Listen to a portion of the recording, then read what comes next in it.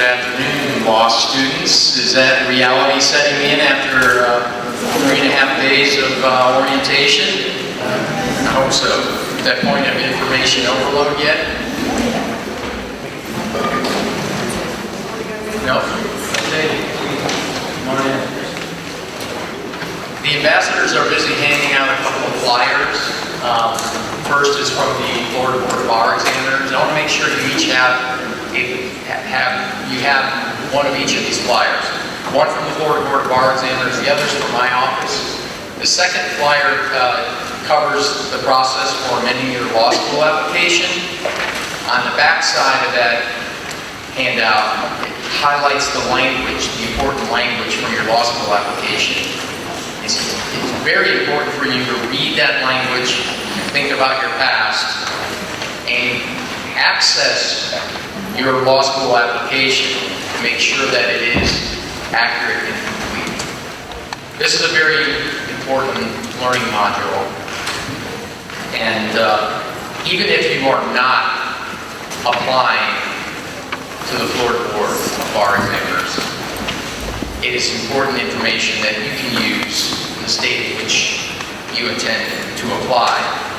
We are very fortunate to have two seasoned professionals associated with the Board of Bar Examiners with us today. And I'd like to start by welcoming Ms. Tara Newman. Ms. Tara Newman is the Director of Administration for the Florida Board of Bar Examiners in Tallahassee. Ms. Newman began her career with the board as an investigative analyst in 2002, and she served as an investigator until 2012, when she was named Director of Administration. I'd also like to welcome Mr. Noel Lawrence. Mr. Lawrence was appointed membership on the Florida Board of Bar Examiners by the Supreme Court of Florida in November of 1998. Following a 5-year term, he agreed to remain of service to the board as an emeritus member, and he currently serves in that capacity, supporting the board's hearing panels and other forums. Mr. Lawrence is a partner and shareholder at Lawrence & Parker, PA, which offers legal services in appellate, corporate, and transactional law, in addition to civil litigation and public finance. Please help me in welcoming Mr. Lawrence and Ms. Newman to the board.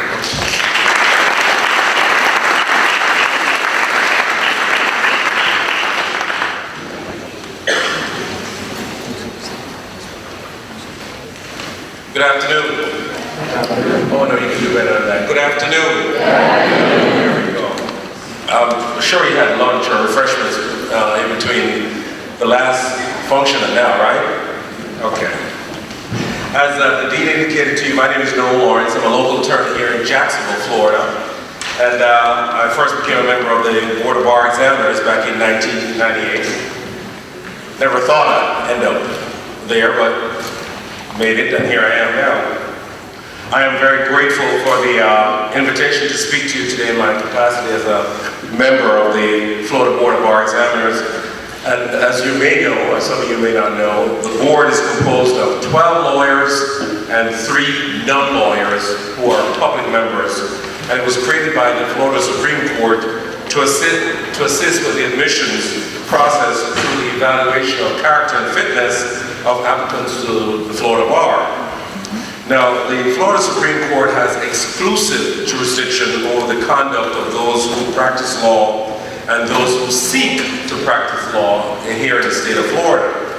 The board recommends to the court those who are qualified to practice, and unfortunately, they must also inform the court of those who are not.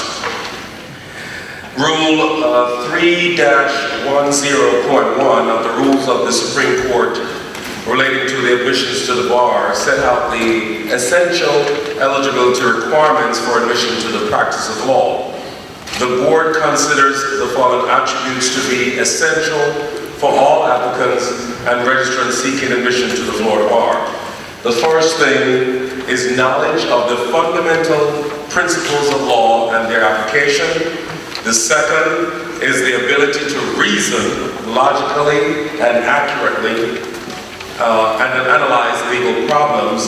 And third, and certainly not least, is the ability to and the likelihood that in the practice of law, one will, for instance, comply with deadlines, communicate candidly and civilly with clients, attorneys, courts, and others, conduct financial dealings in a responsible, honest, and trustworthy manner, avoid acts that are illegal, dishonest, fraudulent, or deceitful, and of course, conduct oneself in accordance with the requirements of any applicable state, local, and federal laws, regulations and statutes, any applicable order of a court or a tribunal, and the rules of professional conduct. Now, one thing that you'll be required to take once you become, or we recommend for you to become a member of the Florida Bar, is to take the oath of an attorney. One of the things is a pledge to communicate candidly and civilly is a repetitive theme in the oath of the attorney. In 2011, the Florida Supreme Court revised the oath to include a pledge specifically directed at dealings attorneys have with one another and their respective clients, both in person and in written communications, including emails, folks, or texts.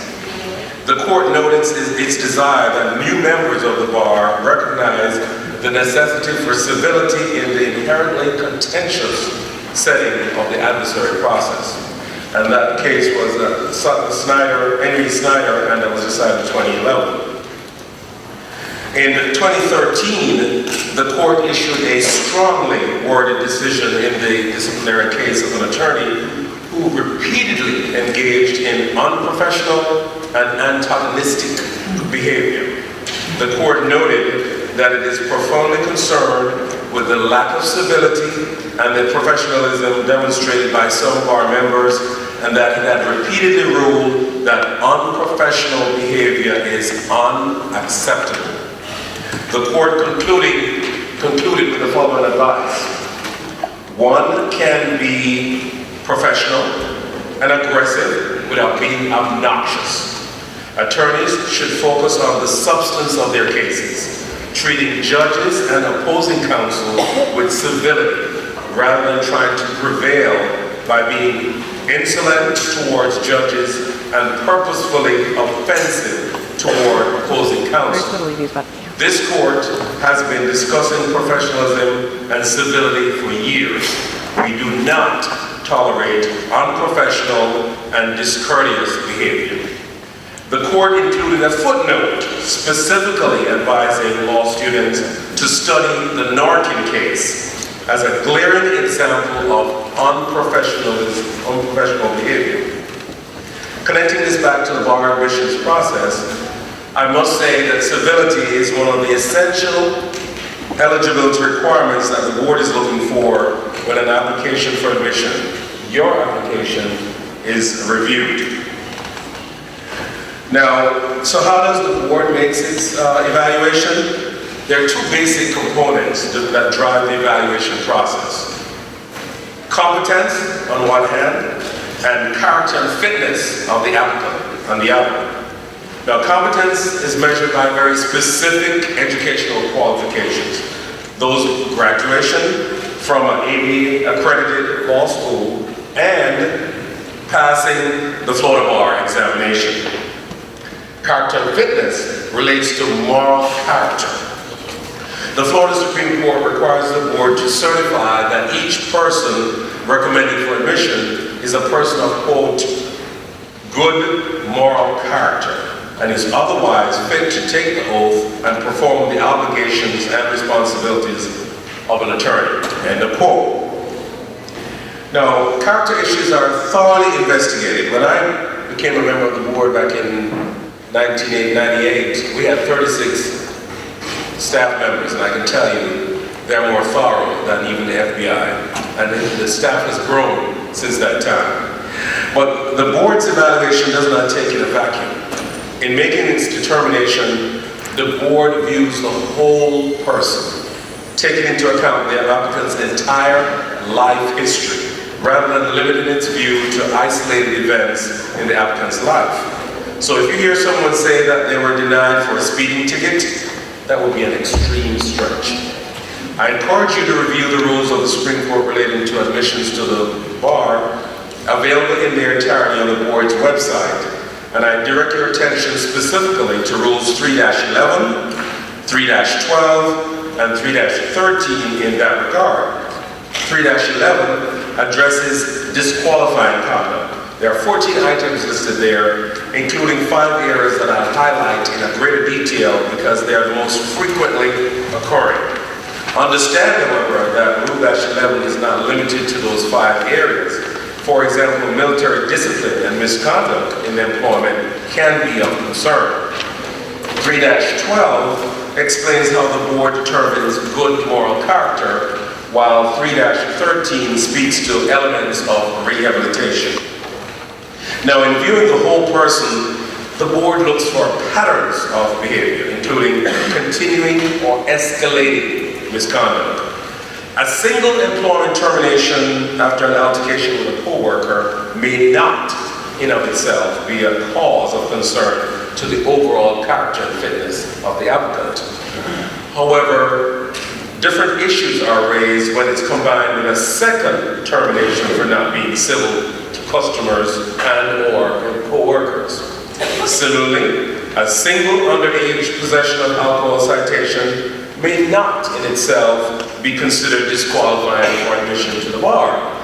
But when you start talking about a single underage possession of alcohol plus a subsequent arrest for public intoxication and then an arrest for DUI, that would cause the board to have some concern and closely inspect the pattern of behavior exhibited by the applicant.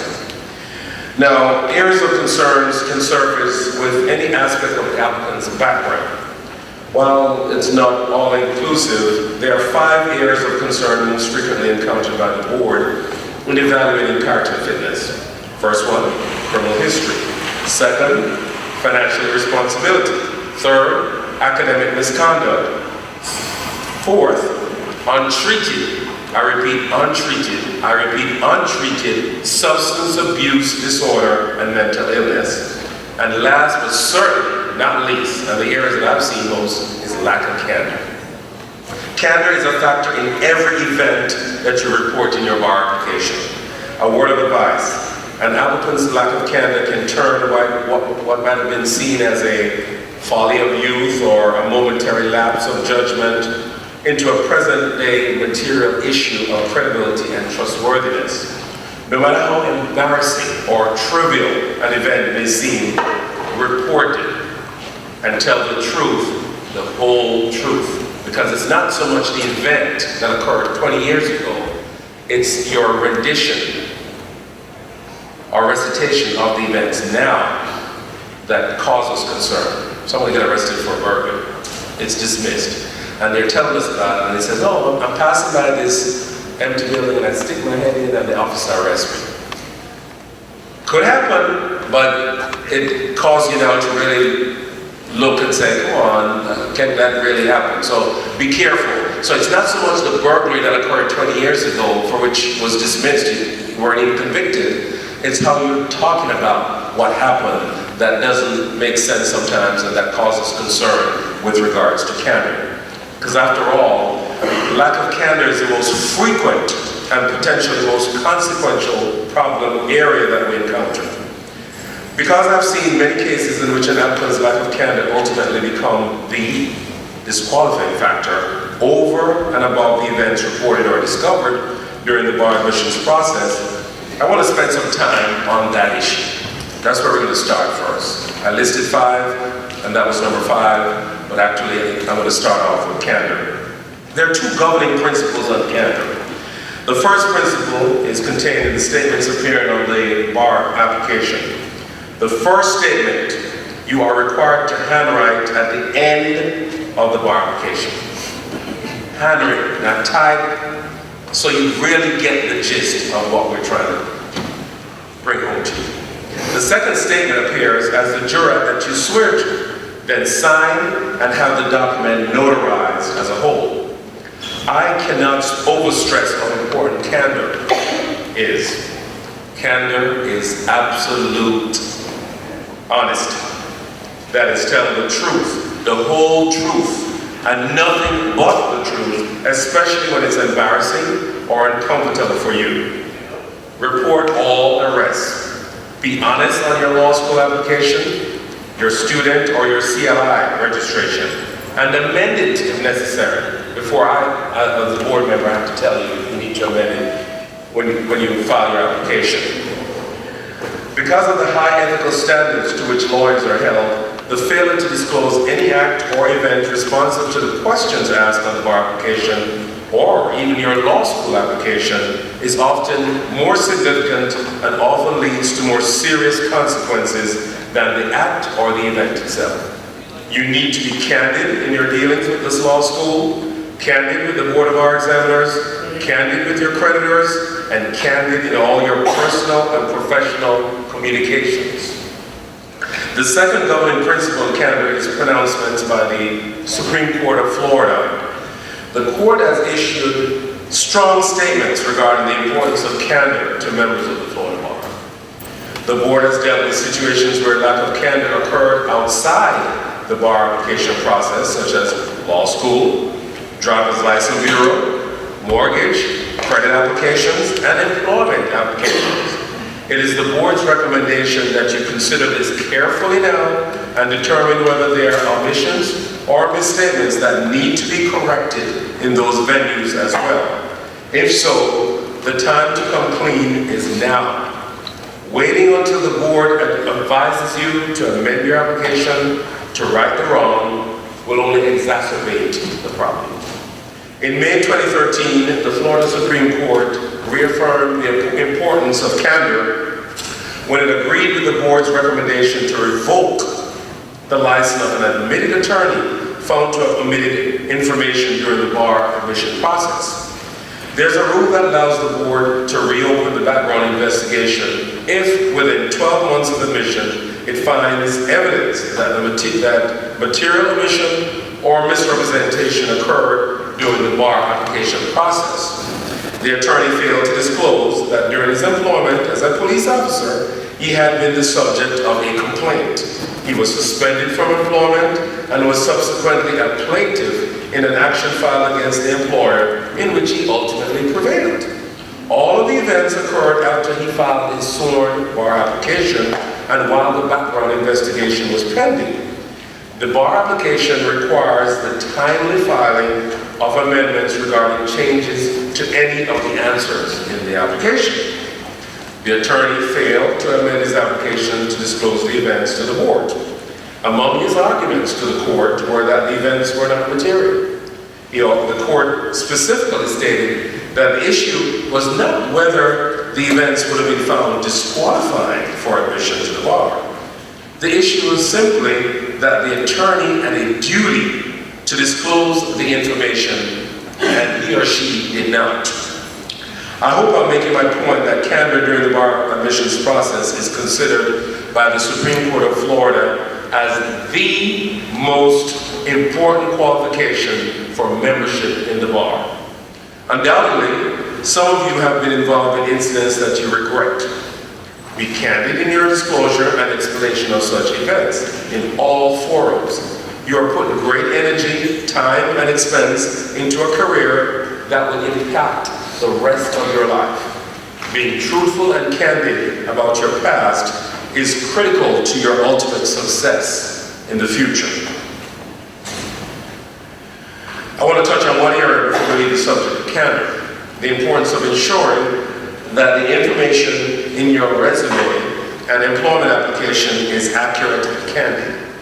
Remember that candor means absolute honesty.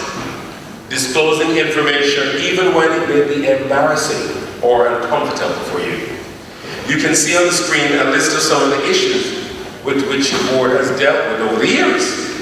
Look over your resume and make sure you include only accurate and truthful information.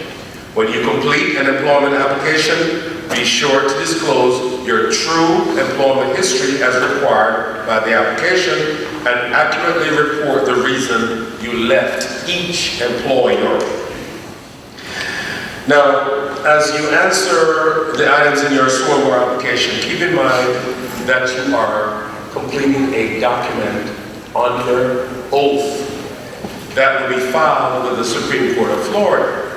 The board is merely their administrative arm. So with each response, you're really speaking to each of the 7 justices of the Supreme Court of Florida. Now, there are 4 important guidelines that will serve you in completing the bar application should you have criminal history to report. Carefully review the instructions for items 19 through 23 when completing the bar application. Don't assume your record was expunged. An incident may have occurred when you were young and relying on others. Your memory maybe it went away or was expunged. Don't rely on your memory. Contact the court or the law enforcement agency. Get the record and report accurate information to the board and to your law school if you need to amend your law school application. Florida statute specifically lists candidates for admission to the Florida bar as an exception to the restrictions placed on sealed or expunged records, meaning that regardless of any legal advice to the contrary, sealed and expunged criminal records must be revealed to the Florida Board of Bar Examiners. Note that these questions are broad, covering events ranging from simple accusation or detention to actual arrest. The questions may differ from the questions you answered in your law school applications, so don't assume the same answers apply to your bar application. Now let's look at the next area of financial irresponsibility. Among the pitfalls that lead to denial is irresponsibility or fraudulent conduct in financial matters. Now, if you're poor, you're just poor. If you're broke, you're just broke. The caveat that we're looking at is fraudulently incur or fraudulently postpone payment or repayment of debt. In the case of JAF, for instance, the board denied admission for a number of reasons, which included failure to pay income tax and dealing with creditors in an irresponsible manner. Consider there's another case of MAR, who failed to pay taxes and child support and wrote over 40 worthless checks, NSF checks. These are not the checks that the bank honored.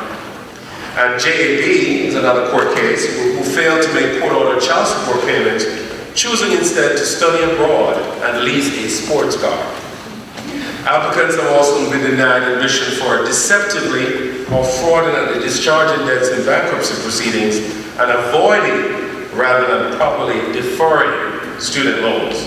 The board does not require applicants to be current with all creditors and does not serve as a collection agency, but it does require honesty in dealing with your creditors and does not look favorably on attempts to deceive or hide from them. If you have financial issues in your past, begin now to make right on them. Pay your child support, or attempt to, or some of the arrearages. Pay your debt to the extent possible. File your tax returns. Having said that, keep in mind that the board is viewing the whole person and the entirety of the circumstances at hand. So if your financial circumstances have been impacted by, for instance, unavoidable job loss or medical issues, for instance, those factors are taken into consideration. It is very important that you carefully read the questions on the bar application related to academic misconduct. The questions are very broad, requiring disclosure of just about any incident that may have occurred post-high school. From housing violations to plagiarism investigations, whether or not there was a finding of guilt. Do not fail to disclose something because the school tells you there is no record. If it occurred, err on the side of caution. A lot of times, students say, I asked the school and they say there's no record. You know it happened, so you should disclose it to us. Because invariably, sometimes the school sends us the records. If somebody else has the records, then they send it to us regardless. So, err on the side of caution. Why do you need to be conscientious about academic misconduct? Is it really disqualifying for admission to the Florida bar? It depends on what you're discussing. Plagiarism and other cheating could be disqualified. Drinking in the dorms, minor possession of alcohol are not by themselves necessarily. Remember what I said earlier about continuing or escalating patterns of behavior. But the primary reason to be conscientious about disclosure gets back to the word you'll hear us emphasize over and over, which is candor. It is very important that you also let us know about a substance use disorder or mental health issues. And I stressed earlier the word untreated. It's untreated that's a problem. For example, the board considered the case of a law school graduate who passed bar examination but who was dependent on a variety of substances, including Valium and methadone. The board required treatment before the bar application could be reconsidered. In another case, the board granted conditional admission to an applicant who has a history of public intoxications and DUIs. You may think, well, the applicant was after all admitted, although conditional. But there's an important difference between admissions with and admissions without conditions. With conditional admissions for a substance abuse disorder, the applicant has to submit to random urinalysis and participate in and provide regular reports from a 12-step program sponsored up to 5 years. The failure to meet any condition can be grounds for immediate revocation of the license to practice law. Conditional admission is also available for a person suffering from a major mental health issue and conditions, which will include continued appropriate treatment. If you think you have a problem with dependence on alcohol or another substance, the board encourages you to seek the services of Florida Lawyers Assistance to establish an early, confirmed sobriety date, and if necessary, to enter into a treatment plan or program. Believe it or not, they are actually sitting lawyers and sitting judges who are members of the Florida Lawyers Assistance Program as we speak right now. So if you enlisted in that program, you could have a documented history of at least 3 years sobriety before graduating from law school if you start now. Information about FLA is available from your dean, and you may also contact the agency via the website shown at the end of the presentation. So there you have it. I give you an overview of the key issues that the board deals with in evaluating applicants for admission. In closing, let me assure you that it is not the intent of the Florida Board of Bar Examiners, nor the Florida Supreme Court to make the process difficult for law students. I don't mean to scare you, but it's their intent, rather, to protect the public and the judicial system. It is also our goal to serve applicants by providing an efficient, fair, and professional evaluation. Now, sharing in our mission, the board is served by a highly qualified and capable staff, and here to talk to you about the focus and to assist you with the process is Ms. Tara Newman, as she was introduced by the Dean, the Director of Administration. Thank you.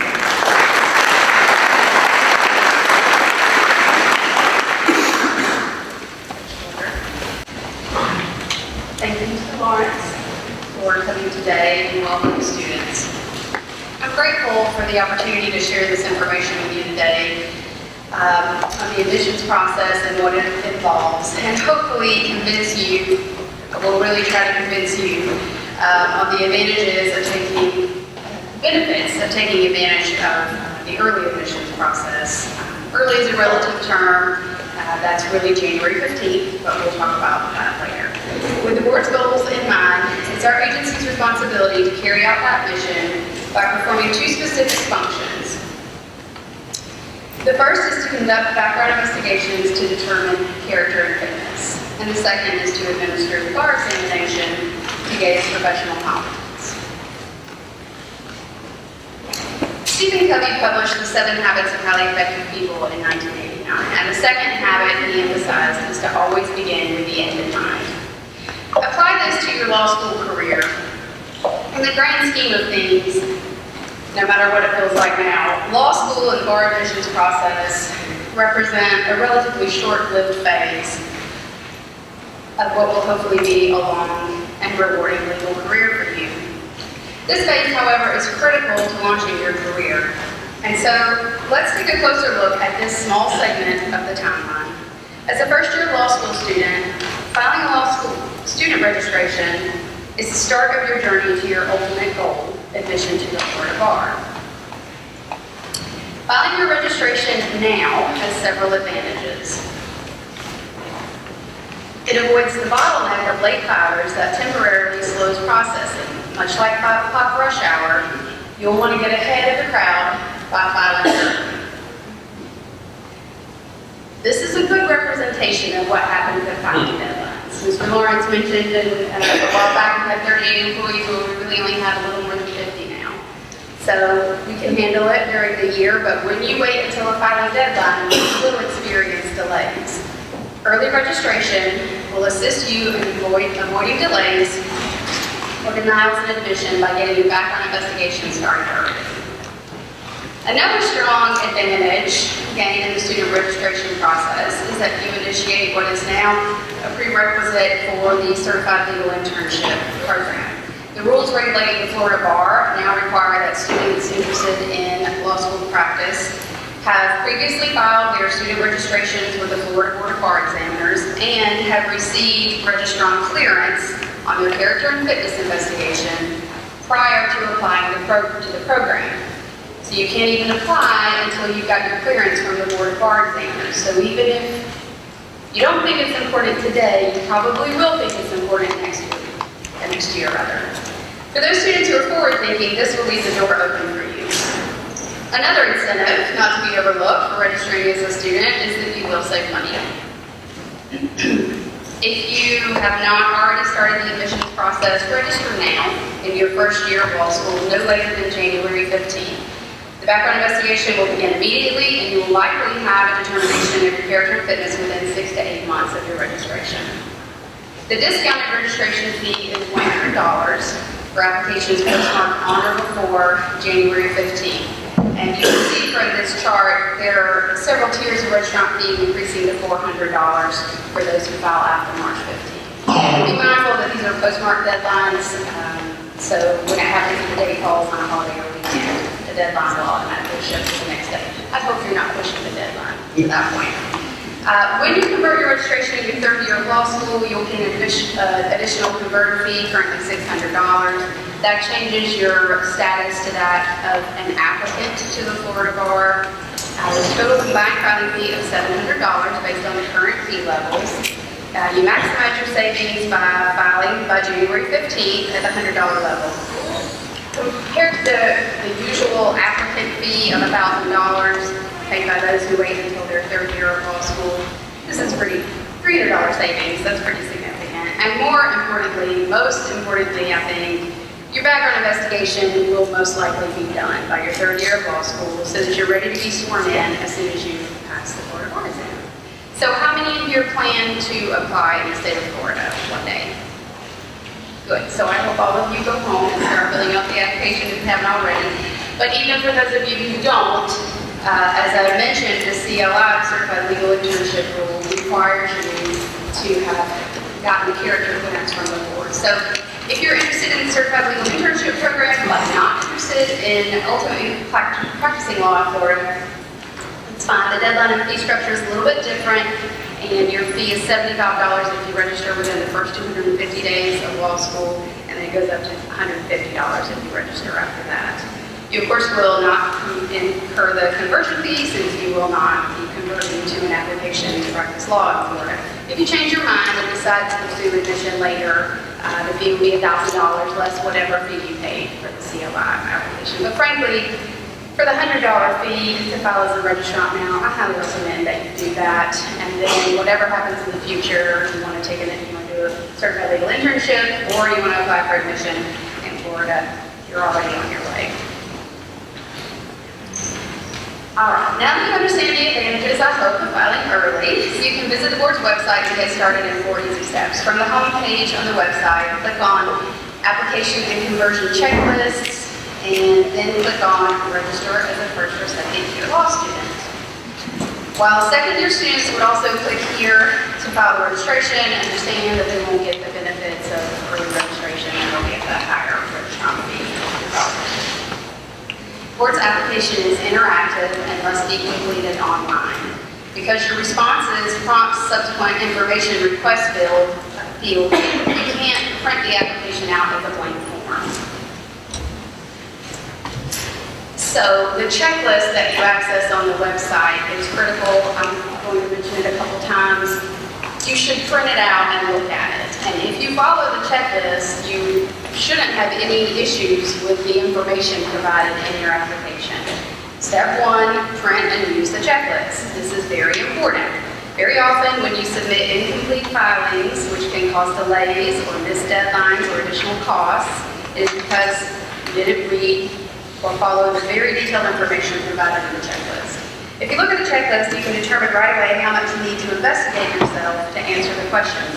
There are a lot of questions on the bar application. They're not necessarily complex, but it's things like every city you've lived in since the age of 16. You may not really remember that. You may want to talk to mom or dad or somebody else. It's the addresses and employers for the last 10 years or since you were 16, whichever is short. Things like that you might just want to go ahead and start compiling now, or you might need time to wait for your military records or something like that. So print the checklist now so you can go ahead, if you're not going to file your application tonight, you can at least see what information you're going to need in the future to file your application. And the checklist will guide you through that process. Then create an account. To do so, you must select a username and a password. The username you select must be in the form of a valid email address. It must be a valid email address. After you create the account, the program will send you an email and click on a link there to register. Please do write down your username and password, because if you lose your password, you will not be able to retrieve it and you'll have to start the process over. So please write down your username and password. Step 3, remember your username and password. Track your progress. So once you've created an account, you can enter and exit the application as often as you like. You can see here, these are all the different questions on the application. When you first start, all of the questions will be on the left-hand column, not started. And you can go in and answer the question. If you know the answer, you don't need to try any further research or think about it any further. You can save it as finished. It goes over to the right-hand column. If you go in and say, I don't remember the name of that supervisor at that job, let me see if I can figure that out, you save it as a draft and it goes into the middle column. When you've responded and saved every item of the application, all items will have moved from the not started column on the left into the save as draft or finished columns. Then when you've responded and saved each item on the application as finished, you will find at the top of the main menu screen instructions on how to finalize the bar application. It won't let you do it until all of the items are saved as finished.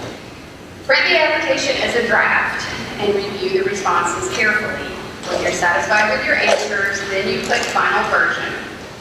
That's it. You can't go back into it then. So that's why we tell you on the website, you'll see a pop-up box to print, that you may want to skip that step, but do it so that you can review it and then you can go back and make changes before you finalize.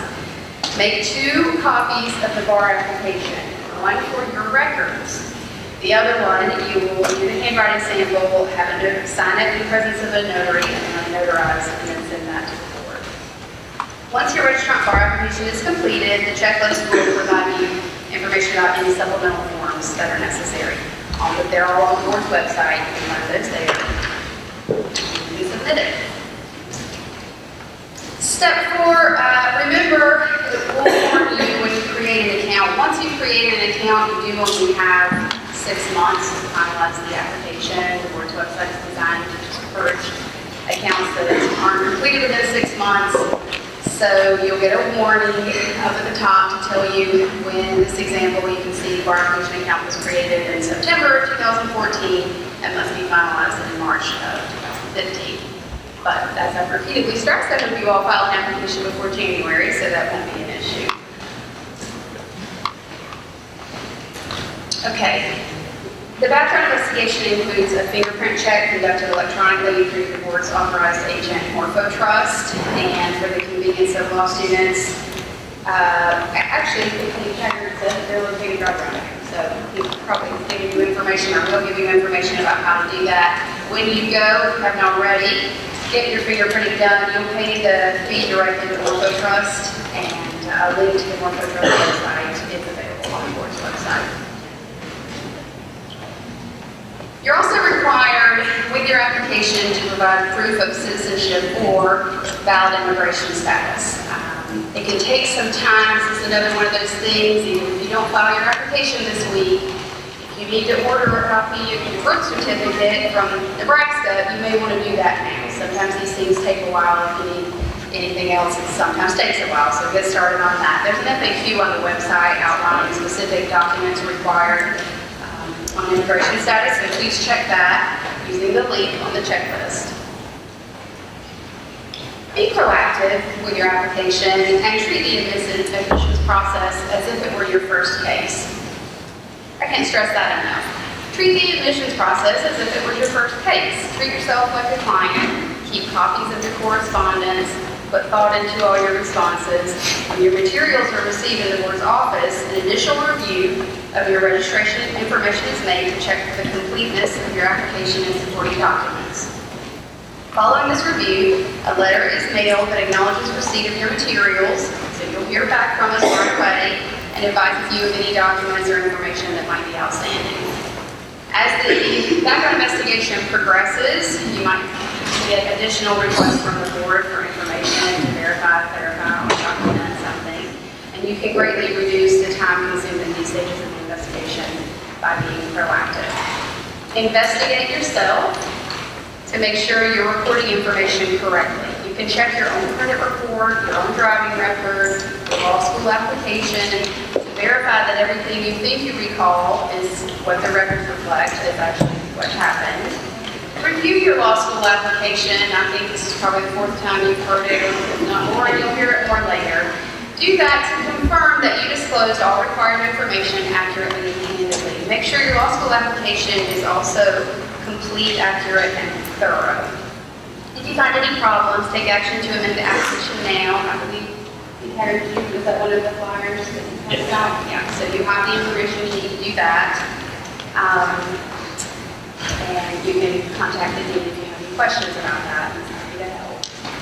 It's your responsibility to file timely amendments within 30 days of any change that would result in a different answer to a question on the registration application. One of the most basic things, if you move, if you change addresses, please file a change of address form with the board, because we can contact you if you don't know where you are. But also for character, if something, obviously, if you've been arrested, you have 30 days to report. Don't wait for the disposition. Anything that changes on the bar application, you have 30 days to file an amendment. And it's not just arrest, it's a new job or a new residence, like I said. Respond as soon as possible to any request received from the board's office. And another piece of advice, as you report events to the board, do so as a researcher and not as an advocate. As Mr. Lawrence has discussed, attempts to persuade or minimize or place your history in a better light can actually be more harmful than helpful to you. An honest, factual explanation is always the best way to take. Finally, I strongly encourage you to set up a file, beginning with a copy of your bar application, as well as copies of all correspondence to and from the board. It's important to keep a copy of your bar application for your records. You'll need to reference it in order to be able to file amendments throughout the application process, and also to convert your student registration to an application in your third year of law school. You have to review the application and make sure there's nothing that's changed that you haven't already let us know about.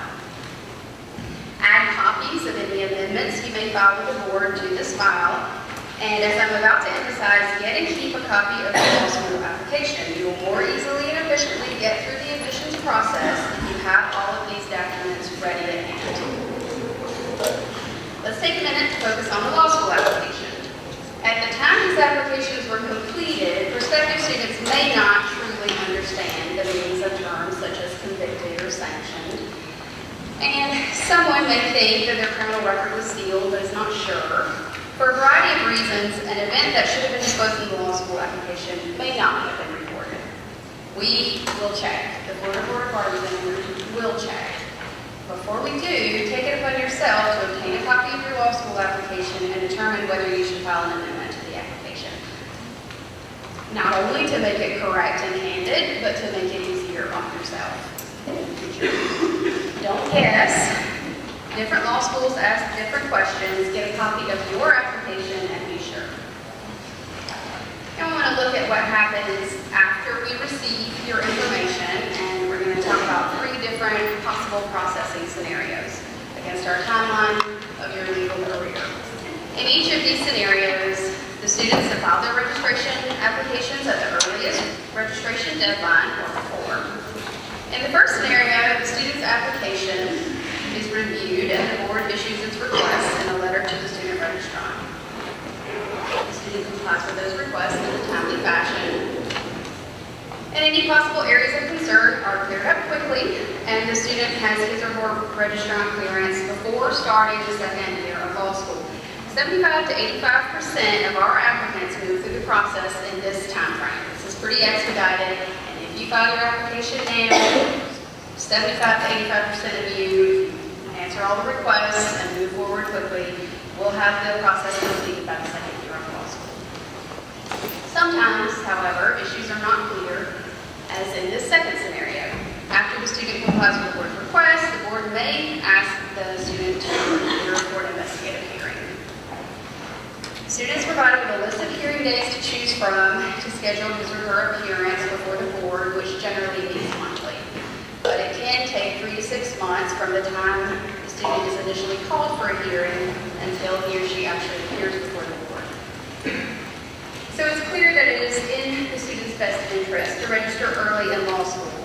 If you file by January 15th, even with the extended time to schedule an investigative hearing in this scenario, clearance may still occur before or in your first 2 years of law school. Unfortunately, not all students are cleared following an investigative hearing. In the third scenario, the process picks up with further investigation after the investigative hearing. If the student wasn't cleared after an investigative hearing, that may be followed by the filing of specifications, charging the applicant with matters that, if proven, would preclude a favorable finding by the board. You can see on this timeline that the student's already into the 3rd year of law school when this probably happens. Even so, you'll convert the student registration, file in the 1st year of law school as required of all students in the 3rd year of law school. The student answers the specifications and schedules a date to appear before the board for a formal hearing.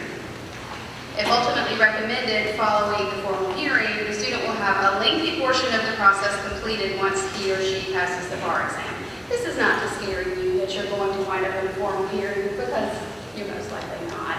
This is to show you that even if you do have issues that don't put you in that 80% that breathes right through in the beginning, if you start early, you can still be completed by the time you get your passing bar results, which is what everybody wants.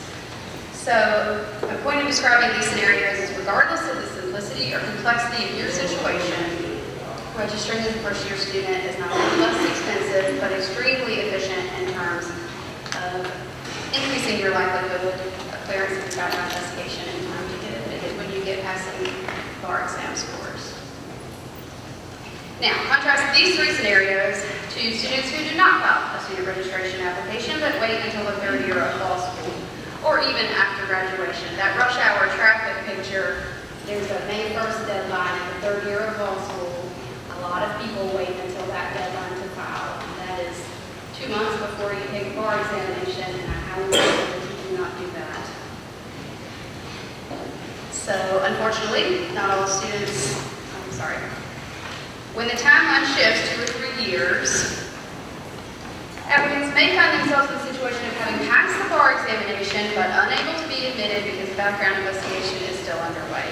This applicant pays up to 30% more in application fees, the professional career is placed on hold, student loans are coming due, and employment opportunities are being lost. Applicants who delay background investigation put themselves at a tremendous disadvantage. My closing advice to you is to be resourceful and stay informed. I encourage you to make time during this orientation period to view the board's website and start the student registration process. An early start and a timely filing will set you up for the most efficient processing possible of your background investigation. If you're interested in applying in other jurisdictions, the National Conference of Bar Examiners has information on its website, links to different jurisdictions. A lot of what we're talking about here applies in other states as well. So if you know you're moving to a different state, check them out and see if you should start the early registration process there. As discussed by Mr. Lawrence, the website for FLA is there. It's fla-lap.org. There's links to it, I believe, on the board's website as well. Consult your law school dean, who has the benefit of experience with the board and can offer guidance on applicant-specific issues related to character and fitness investigation. Inform yourself by researching published bar admissions cases. As Member Lawrence indicated, wary of the myth floating around that the board denies admission because of a speeding ticket or an underage drinking incident. I can assure you that denials are not recommended for frivolous reasons. And the majority of applicants who set themselves up well move quickly and efficiently through the process. And you can set yourselves up well by reviewing the application checklist on the website now to get started on your research or making any requests you need. Request a copy of your law school application and review that, and file your bar applications far in advance of the January 15th deadline. Congratulations. Good luck to each of you as you begin your legal career. Thank you.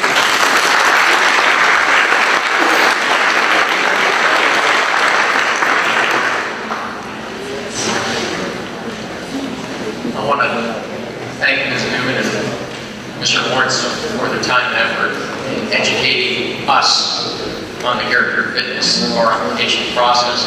They have a couple of minutes for some quick questions.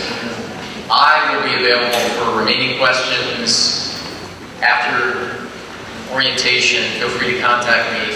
If you didn't get the flyers that were handed out, they're in the back of the room, so please get those. And I hope you take their teaching to heart.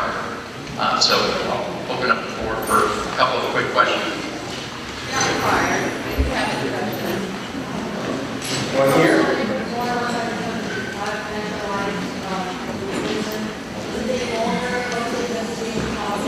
The investigation process is most likely not. And the FAQ on the website about the documents required, I'm sure we probably have.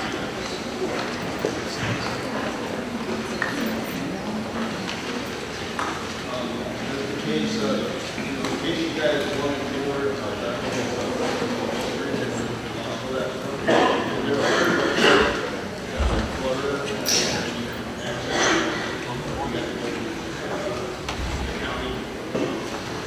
The question is, with regards to criminal history, whether there's a specific website of the state of Florida to research past criminal history. Actually, in Florida, you have to go to county by county. 67 counties, but I hope you haven't lived in all 67 counties. And by the way, for those who didn't hear the first question was the law school law student indicated that she's a naturalized American citizen, and she's lived in a foreign country, whether that would impact the length of her application. And staff, Ms. Newman, indicated that it would not. Question? Yes, sir. this question about the time frame, the technical period for history and possible student matters. Does that time period start when you start that meeting, or how does it work? I'm not sure now, but I'm just waiting until December. So like 10 years start December 2005. When you file the application, they file the application. But in the grand scheme of things, you're looking at 4 months versus a whole year, so it might not be much of a difference in terms of the years. Yes, sir. I have a question regarding work experience. Okay, 1 minute before I do that. For those who didn't hear the question was, when does the 10-year start for prior residences, which are required for 10 years from your age 16? And the response was, the 10-year look back would be from the date you filed the application, but in the grand scheme of things, if you're going to do it by January, which is 4 or 5 months away, it really doesn't make much of a difference in terms of the difference. Okay, question? Yes, sir. I had a question regarding. You might have to stand up, I can't hear you.